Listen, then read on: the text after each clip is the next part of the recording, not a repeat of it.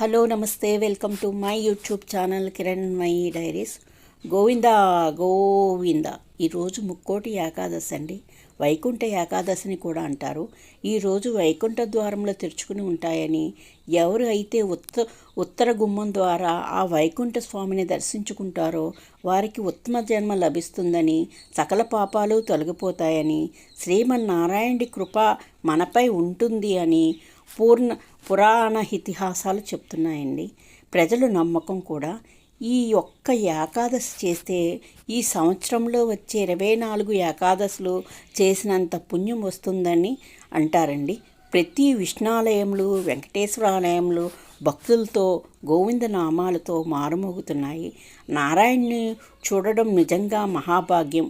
తిరుమల వాసుల్ని అంత దూరం వెళ్ళి చూడలేని వారు ఎవరికి దగ్గరగా ఉన్న ఆలయాల్లో స్వామిని దర్శించుకుని ధన్యులవుతున్నారు.